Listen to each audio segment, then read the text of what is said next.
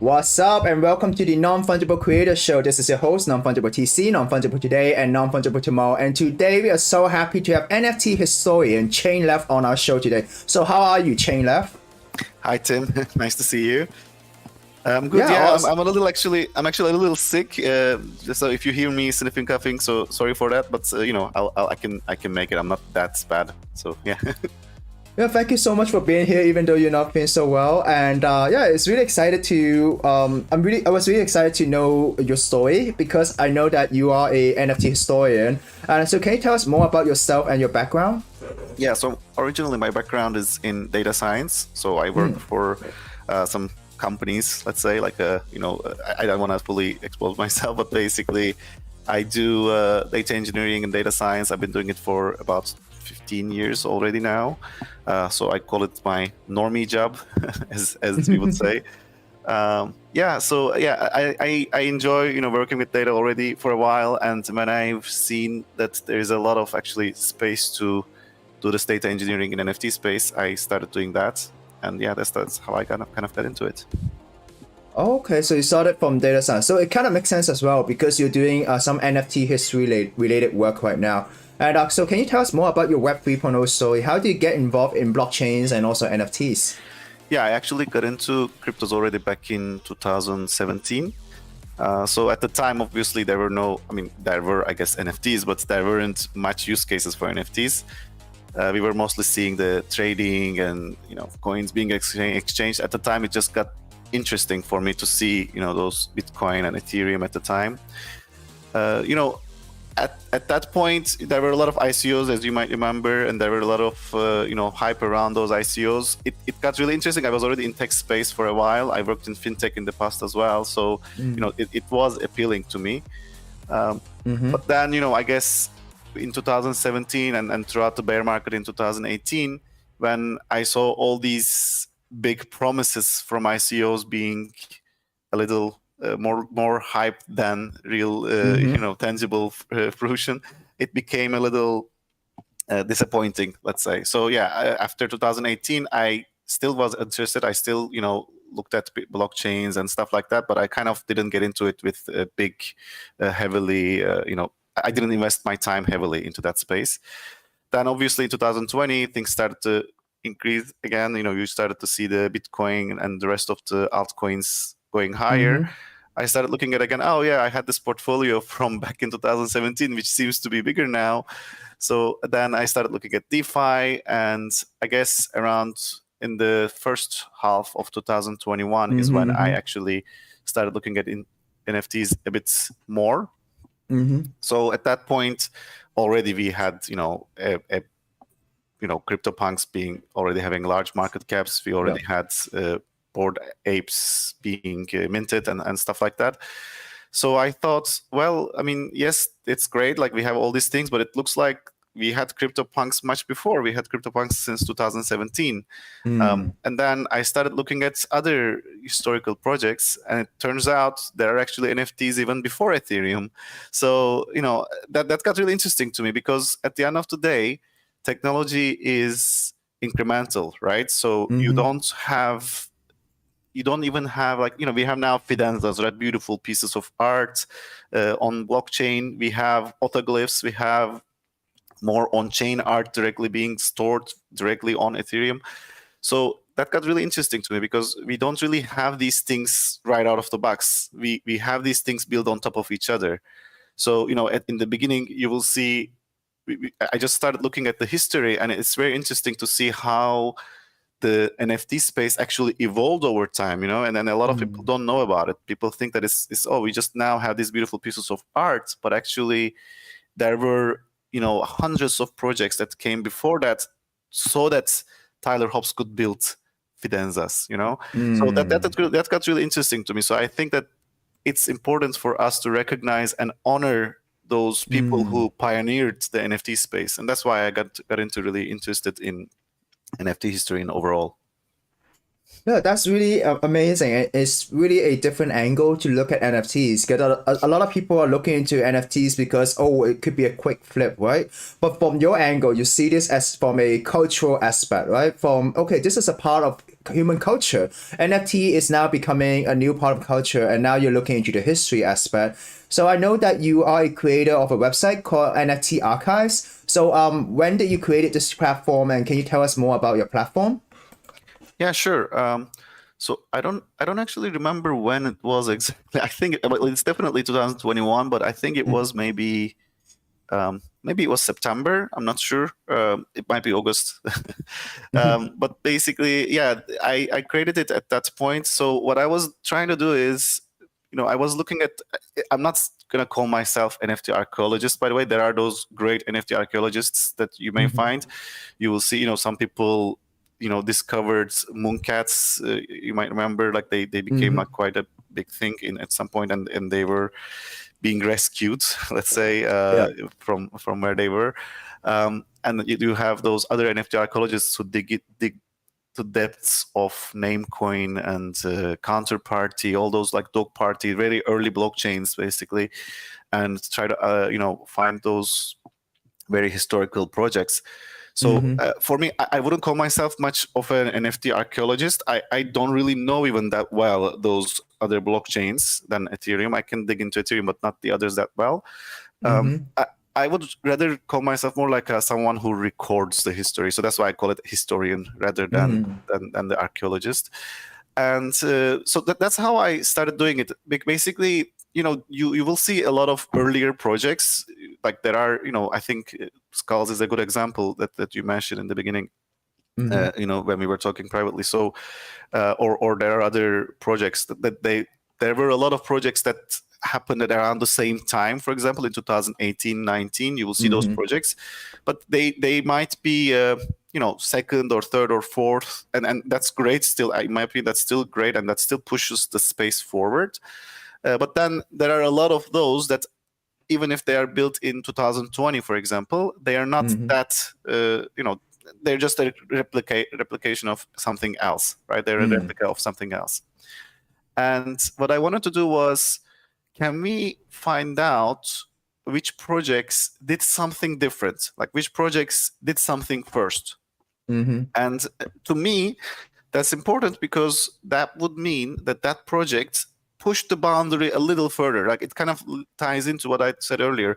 Like, push the space further. And then we reach to a point where we're doing things that are really not possible without blockchain. And that's what I really love about it. Like that's, it's a new medium. It's not just NFTs are not just a medium of exchange. NFTs is a new medium of art itself, like a canvas, like a, like when Photoshop was, invented by Adobe and well, I mean, I guess there were other photo editing tools before, but when you create this kind of tools, you actually create a new medium for artists. And to me, NFT is a giant, huge new medium. And I think if I can find out which projects did something first, that will be really honoring those projects in that aspect. So that's why I started, creating a database of projects, and it's not just even from the perspective of 2013, 14, 15, like not just the very old ones. It can be even some project from 2020, 2021. If they push the boundaries of the space further, that would mean that, in my opinion, that project will be historical in 2030 or 40, because we know that they did something unique. And I want to honor those projects. That's what I try to do, at least with NFT Archive. Yeah, that's definitely very meaningful because you said they are pushing the boundaries and you want to honor them. So, do you have a website that you could share with us on, what you're doing? How are you archiving this information? Yeah, sure. So let me just open my open the website. Okay, let me see. Okay, now we all see your website on the screen. Yeah. And then we can see NFT collection history. Yeah. So, by the way, I'm not going to claim this website is perfect. I just have to tell you, I'm not great at front end, to be honest. I do data science mainly, so that's what I was able to put up together. But I plan to improve the front end experience a bit more.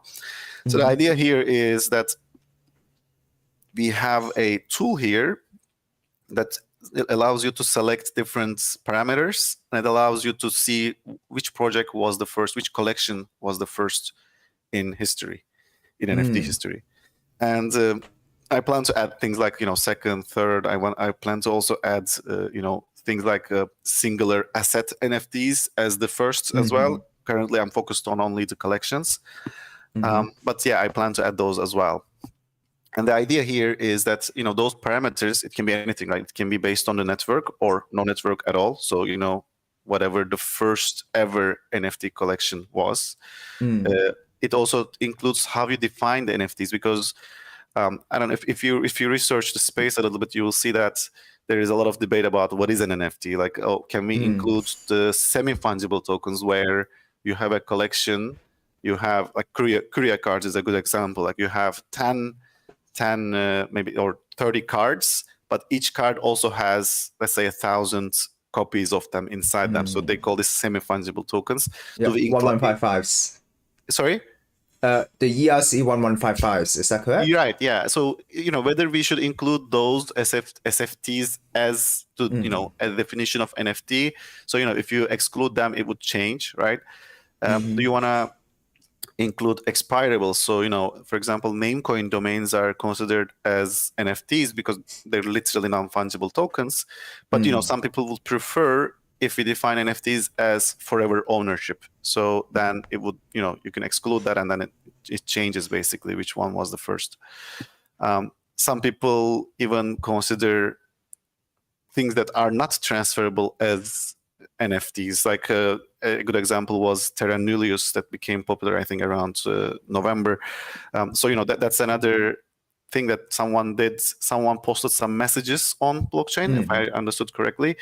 And it would belong to you, essentially, as the person who posted it, but you can't transfer it. So do you include that as an NFT? It's not a token in the end, but it's so non-fungible token in the end. But maybe we should include. So I don't know. So basically, when you do that, it can change which was the first, right? So I want to leave it to the user, essentially. I don't want to be speculating on this is how we define NFT. So that's why I kind of had these options here. And then, you can select a network, obviously. So, what is the first collection on Ethereum?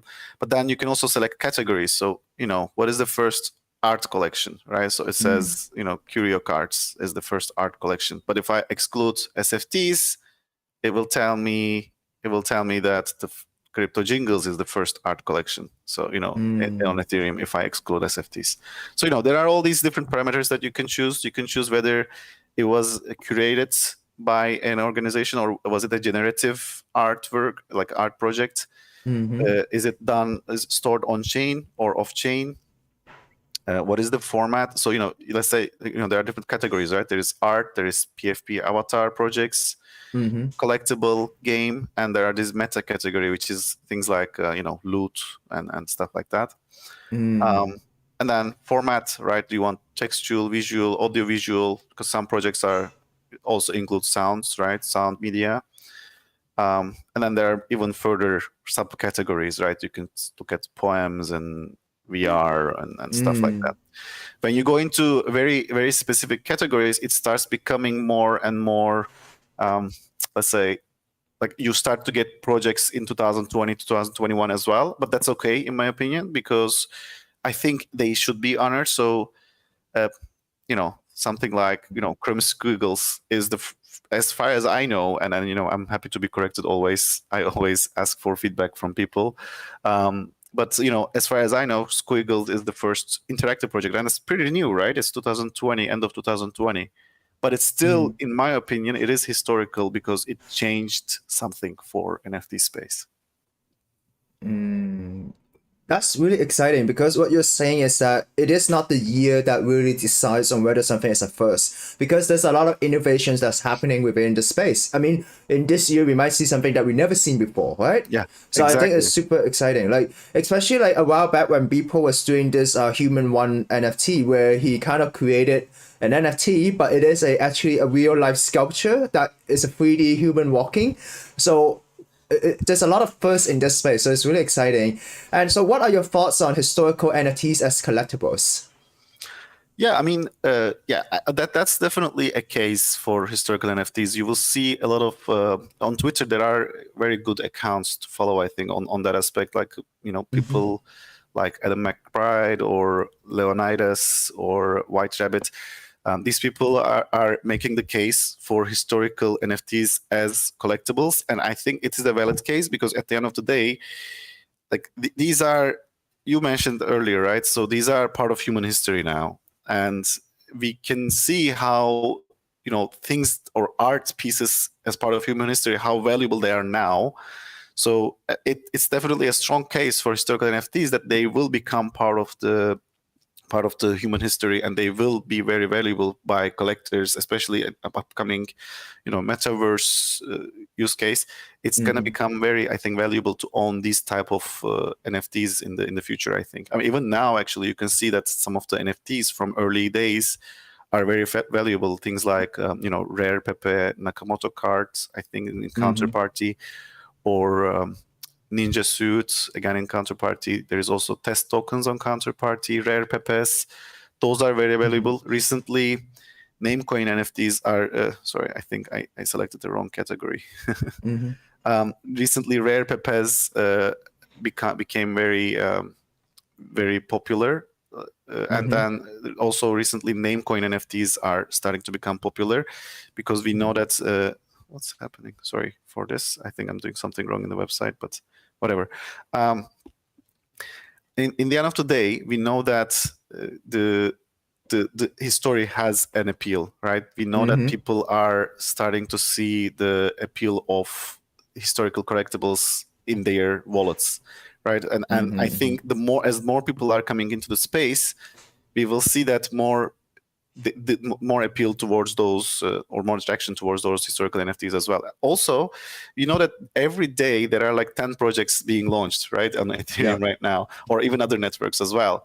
So there is the supply of the new NFT projects is always increasing, but the historical NFT supply is fixed. Like you can't go back in time and create a new project in 2011, so that's what I think is really cool about the historical NFTs as well. So there is definitely a strong case for historical NFTs as collectibles, but I should warn everyone, like just to be clear, don't FOMO into anything. It's just be careful, don't invest any money that you can't lose. We've also seen a lot of times that historical NFTs going really high in prices and then dropping down significantly. So just be careful.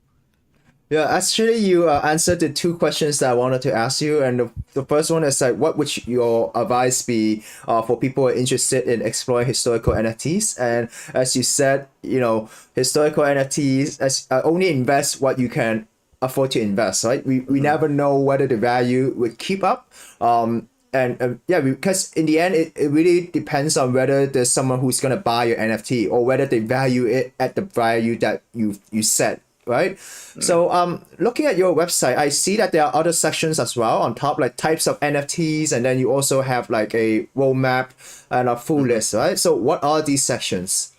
Yeah, so these sections are mostly for guidance, right? I mean, I don't want to, the issue is that in the website is that I kind of created in a way that, I have these primary categories right here that I edit, but who defines what is art or who defines what is collectible and PFP? It's very difficult to define these.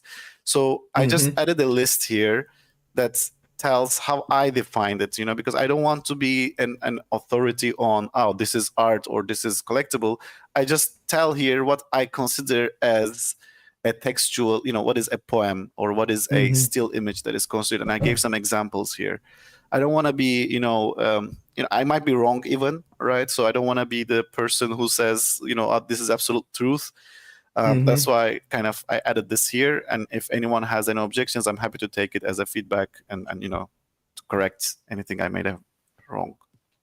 Then full list is literally the full list that you can find within the first. So everything, it's mainly Ethereum right now. I want to add, because I recently only added the other chains. But yeah, this is basically adding all the Ethereum based firsts essentially. So yeah, as you said, the time itself is not telling for historical NFTs. Say for example in Solana, right? The first one is, if my understanding is correct, Degenerate Apes, right? Degenerate Apes Academy. That was the first NFT on Solana. So that could also be a historical NFT, but in another blockchain. Is that correct? Yeah, if it's first, it can be in the future, and if Solana continues to perform throughout different market conditions, yes, like if in 5 years or 10 years, if we see that Solana is still a top blockchain, and if the Gen Apes is still the first, if it's really the first PFP project or NFT project, then yeah, it would continue. To be clear, I'm not very well informed on Solana ecosystem that much. I did contact actually someone recently about that to add it into the website, but there's so many projects, it's difficult to, I think, do this analysis, because in Ethereum and counterparty and Namecoin, it's a bit easier because so many people are focused on the history of these blockchains that it was easy to gather information from multiple sources. And I might still be wrong, by the way, don't get me wrong, but my database might have still wrong entries, I don't know that. But in Solana, it's mostly about new projects right now. So maybe there will be more archaeologists of Solana blockchain in the future that we may get help from and add this information into the database. Out of curiosity, because all of these information are on chain, right? Basically, you can look at the time they deploy the smart contract for that specific NFT. So what skills would you say NFT historians need in order to be a historian? Yeah, so a lot of research, of course. So you would need to do a lot of research. I contacted a lot of people as well before I built this database. And there are public data as well, of course. And then, once I collect the names of the project and also the contract address of the project, I go into literally to Etherscan, for example, for Ethereum, or for Namecoin, it would be Namebrow, or for Counterparty, they have their own exchange explorer. So you go to a blockchain explorer, you type the contract address, you literally go into the first contracts push date, like contract date, essentially the first date of that, and you see the date there, and I take that date essentially. I do it with an API for Ethereum. For others, I did it manually. And yeah, just pulled it basically into the database, and the database as it's into this website. Yeah, so that's very exciting. So what is your future plan for NFT archives? Like, are you gonna keep adding things into it, or could it be automated, like what you said, through an API, or what is your future plan? The future plan, there are four big things I'm planning. So first of all, I want to make the website a bit better. Right now, the way that it works is that I'm using a Python library called Streamlit to kind of push the data into this nice format. Well, it's fairly nicer format, but I want to do it with a proper database, in the backend, and have a proper front end. I can do the backend, but the front end part, I will probably, get some help from someone else. And it will work much smoother. You can see even throughout our call, I think there were some errors sometimes. So it's difficult to make it work sometimes. I will admit to that, and it's not the best UI in my opinion. So I'll fix that. That's the first thing. Second thing I want to do is I want to add a timeline. It will look like an infographic, or more like a really nice visualization is what I plan. So you will have a timeline on the top with the a specific project and what it did to further the space, obviously with an image to it as well. And then it will, as you scroll down the website, you will see the new dates and new innovations happening. And as you reach 2021, you might still see new innovations, but much more niche, obviously. So that's the second thing. That's the other thing I wanted to do.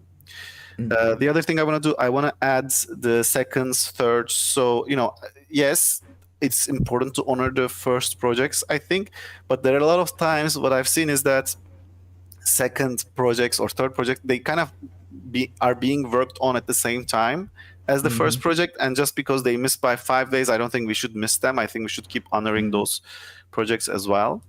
So that's the other thing I want to do. and I want to add the single assets. So you can see that right now this is mostly focused on collections, but I want to also add the projects that push to further, or single asset projects that push the push the space further. Things like I think Test Token, for example, on Counterparty. That's a good example of that. There are actually a lot of them. So I actually wanted to do a Twitter thread about this one, but it just the list is so long that it was difficult to do. So let me give an example of what I'm talking about. So have you heard about Mutant Gardens Cedars? Not really, but you could share more. Yeah. So this is a project in 2021 actually, made by I forgot his name. Gosh. So it's incredible in my opinion, because the whole concept is using blockchain in a way as a medium, really, like I mentioned earlier. So there is no way to do this type of work without blockchain. So he did this. They did this project where you have gardens on. Actually, let's try to find it. If you don't mind, I'll now switch tabs. No problem. You could Yeah. you could find it first, and then I could show it to the audience.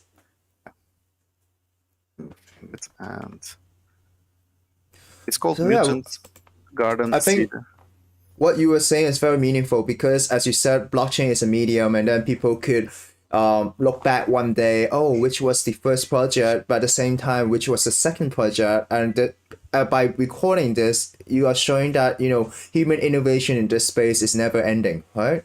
Yeah, exactly. So if you see me on the screen now, do you see me? Okay, let me share the screen. Okay, we all see the screen now. Yeah. So the idea behind Mutant Garden Cedars is that you have these gardens, so-called gardens, right? They're all on chain, and as the time passes, these gardens evolve. So some of them evolve every day, some of them evolve every month, some of them evolve every year. And of course, this is a part of the rarity of the the whole thing. Yeah, you see, like this one mutates 3 times per month, for example, this specific garden, and it changes, and it's based on what happens on the chain, and it's I think, to me, this is very unique, because you couldn't do something like this without the blockchain in an immutable way, right? So you can have a website that changes things over time, but it's not immutably stored on chain to evolve over time. So this will forever evolve, and it will look different every time you look at it. To me, this is beautiful, really, like to have this kind of project. I don't know any of that, by the way, zero ownership of these, but to me, it's still very beautiful. Similarly, historically very famous artist called Ria Myers. Well, I mean, at least famous in that conceptual art space. She did a lot of very interesting, also conceptual art that is not possible on otherwise without the blockchain, really. There are, like, autoglyphs is a good example, but that's already part of the first on-chain art project. So I guess the idea that I'm trying to put here is that I want to also include that on the website, those projects that did something very unique that can't even be categorized. Like, yes, we have these categories in NFT Archive, but there are projects that can't even be categorized. They push the space so much further that they can't be categorized. So that's what I want to add as well, somehow, into the website. Yeah, and I think that's amazing, because like a lot of people from the outside, when they look at the project, they may not understand it, right? They look at the photo, oh, it's just a JPEG, but the way you say it is that, oh, it's actually evolving, it's actually on chain. So basically on chain, it means that it's not being stored anywhere, but it's being stored on the blockchain itself. So that's very impressive. Yeah. I mean, there are a lot of those projects, like and to me, it's not even just on-chain is one aspect of it that is really great, and I love when people do these kinds of things. But even it doesn't even have to be like, even there are other aspects you can innovate as well. There is a project called, again, I own 0 of that project, but I just have to talk about it because I love when people do something unique. A project called Aworld, I think. So what they do is, it's a PFP project, right? So, animal PFPs, like, what can you innovate there? There's so many of them. What these guys do is that it's a 10K collection that will become 10K in 4 years or something, I think, because they do it with commissioning. So you buy the NFT, and when you buy it, an artist draws that NFT for you. So it's a 10K collection, but it's not generative. It's a curated 10K collection that for example, what's really cool about this collection is that, for example, they have, I don't know, 12 animals or something. So let's say you mint something called rhino with sunglasses. I don't know. Let's say you minted something like this. An artist will draw a rhino with sunglasses for you, and this will be your PFP. But then, then let's say in I don't know, 6 months, I came and I also wanted to mint a rhino with sunglasses. Let's say a different artist will draw it, and it will look entirely different than your rhino with sunglasses, because it's just different. Someone else is interpreting what's rhino with sunglasses means. So to me, this is a 2021, cartoon PFP project. How can you innovate that? But they did innovate that, and it's not on chain or anything, but it is very unique and it is very special in my opinion, because it's doing something new. So I don't know. I think like in NFT Archive you will find these projects, and I don't own probably 95% of those projects, but to me it's very important to honor those people who pioneer the space.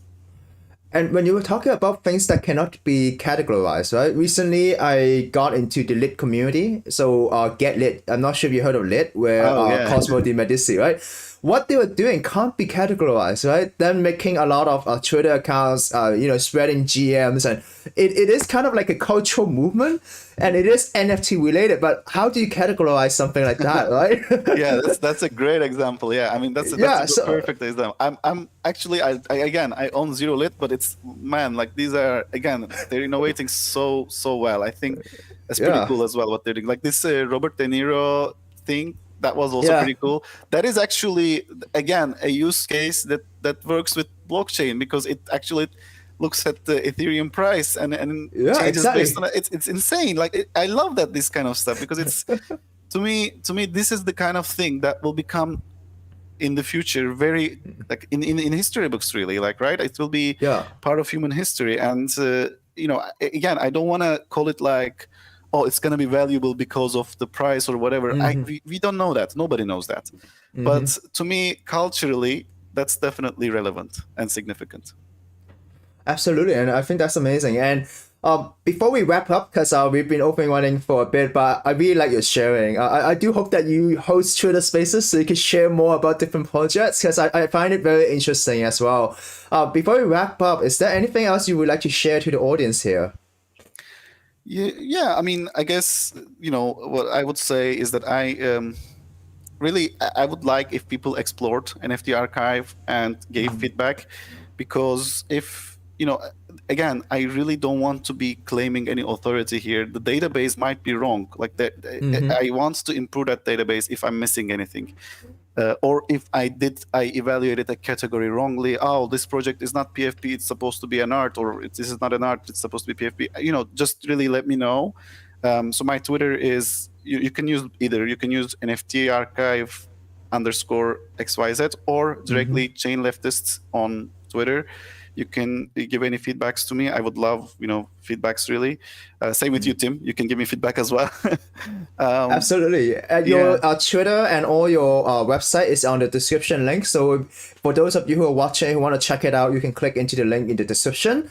And feel free to give some feedback and support, ChainLeft in what he's doing, because it's a work of passion, I would say. Yeah, it is. It is a bit passion project, really. And maybe if I can plug in something, right? Recently, we've discovered this new, not me personally, but someone else actually discovered this new project called Punycodes from 2011, and we don't know. I mean, again, take everything that is you see here is with a pinch of salt. We don't know if there might be more before, until something else is discovered. Let's say we found this Punycodes just last week, really, that this might be the first art NFT collection. And I'm just talking about it because I'm an admin in the Discord for this project, and I would like everyone to kind of come and say hi. And if you have any feedbacks or anything like that, you can reach out to me there as well. And none of this is financial advice. Yes, none of that. Do your own research. Yeah, no, none of that. Again, like I said earlier, we don't know if these will be relevant. Even if you buy, let's say you buy something for 3 ETH, right? You don't know that maybe ETH will increase to, I don't know, $20,000 price, and then in ETH terms, this might decrease, So, you never know what's going to happen. There are so many variables and parameters that will define the value of these things. So, just be very careful. I would say in terms of NFT, we're still in a relatively bull market. I wouldn't think that we've gone through a proper bear market yet. So things might get a lot worse. Just be careful. I think one point to share is that although, in terms of the value, it fluctuates, right? But there is one thing that we all can enjoy. Like, we don't really have to own these NFT to enjoy, because these NFTs are there, right? But because you have people who are documenting all of this, you're documenting human culture and history, we are able to go to your website to look at these different projects, to understand these different projects and why they are being innovative. And that's the only thing that I think people can enjoy, but without paying anything. But you can also be involved in this space. So thank you so much, ChainLeft, for doing this. I think it's really meaningful for what you're doing. And would love to have you maybe in the future to do some Twitter spaces or anything, just to share your different findings. It's really exciting. I mean, you probably should do a YouTube channel as well. I don't have time, man. I'm just, so many. I'm actually coding in Solidity as well. So I'm actually trying to part-time do some Gen Art project myself, on chain Gen Art project on Solidity. Again, try to do something that pushes the boundaries, but that's like progressing so slowly just because I'm so busy now. But thanks a lot for hosting me, man. It was great to talk to you. I was just thinking, what happened if you create a historian DAO, right? You could generate profile pictures, but these are all different type of historians, and then they could all contribute to your website, and then you build and you do it bigger, and then you could run it using tokens and incentivize people from giving you good information. That's a great idea. Actually, I think there is actually a historian. To be clear, there is actually, in terms of name, not doing this, of course, but there is a historians DAO actually that does this proof of beauty. I think what they do is they basically they create an art image based on a specific event that happened on blockchain. So, for example, first time CryptoPunks was created, there are some parameters that are taken from that block, and it creates a piece of art based on that block. Basically, they do this kind of thing actually. But yeah, like definitely a DAO that would contribute to this would be lovely. Actually, it's a good idea. Yeah, ChainLeft DAO. And then you have old people, like you have old historian with the beard. Like, okay. Yeah, that's a good idea. Thank you so much. Yeah, for those of you who are watching, feel free to like and subscribe, and feel free to check out ChainLeft's website. Really informative. And thank you so much for being here, ChainLeft. Bye bye. See you later. Bye.